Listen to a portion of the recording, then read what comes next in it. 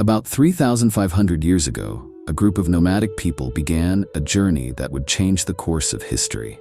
They came from the vast, open steppes of Central Asia, moving south in search of new lands.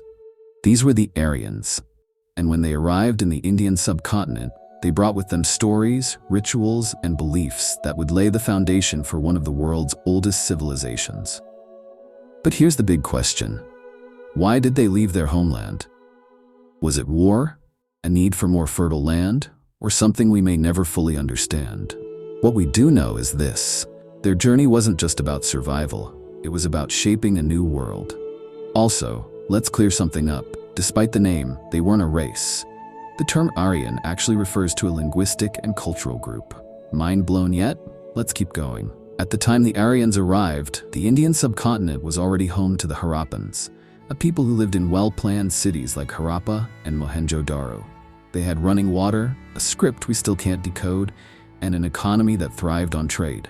But by 1500 BCE, their civilization was in decline. What happened? Some blame climate change, others suggest natural disasters. And then there's the theory of invasions. But here's the thing. It's not clear if the Aryans were the reason for this collapse. Their arrival might have simply coincided with it. So, was this a peaceful migration or something more complicated? The Aryans were pastoralists, people who relied on their herds for survival. For them, cattle weren't just food, they were wealth. Wars were fought over them, and prayers were offered for their protection. This wasn't just a practical relationship, it was spiritual. The Aryans believed the world was alive with divine forces. Their gods reflected their environment. Agni, the god of fire, was central to their rituals. Indra, the storm god, symbolized strength and victory, and their most sacred hymns, later compiled in the Rigveda, celebrated these deities. The Rigveda is like an ancient mixtape, filled with songs about the universe, life, and even cattle. A lot of cattle. Yup, the Aryans were basically obsessed with cows. If Instagram had existed back then, your feed would have been full of cow pics. As they settled into the fertile lands of India, the Aryans organized their society into varnas, categories that defined everyone's role. Priests or Brahmins were at the top, followed by warriors, traders, and laborers. This wasn't just about power, it was seen as a cosmic order, something natural and divine. At least that's how they justified it. But while this system helped organize society, it also created divisions. Over time, these divisions became rigid, leading to a system of inequality that would last for centuries. The big question is, was this hierarchy necessary for survival, or did it lead to more problems than solutions?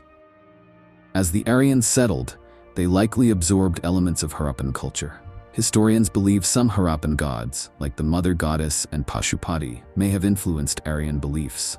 This blending wasn't immediate, it was slow, organic, and complex. Cultures rarely clash without leaving pieces of themselves behind. But as the Aryans spread, challenges arose. Clans fought for dominance, nature tested their resilience, and their simple way of life began to evolve into something much bigger. How did they navigate this transformation? The Vedic period wasn't just about survival, it was about creating something enduring. During this time, the seeds of Hinduism were planted. Concepts like karma and dharma, the idea of living in balance with the universe, emerged. These weren't just spiritual beliefs, they were practical philosophies for a rapidly changing world. Because even the wisest sage had to deal with the everyday struggles of ancient life. But life during the Vedic Age wasn't all hymns and philosophy. As Aryan clans grew larger, so did rivalries. Alliances were made and broken, territories were fought over, and the peaceful life of the early Aryans gave way to kingdoms and conflict. By the end of this period, the stage was set for India's first great empires. Yet through all the change, the Aryans left a lasting mark. Their language, Sanskrit, became the root of many modern Indian languages. Their hymns evolved into religious texts still studied today.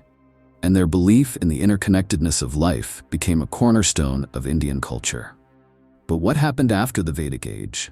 How did these simple clans pave the way for powerful empires like the Mauryas and Guptas? Well, that's a story for another time. If you found this story as fascinating as we do, hit that like button, subscribe, and don't forget to share your thoughts in the comments. What do you think the Aryans' greatest legacy is? Let's dive into history together.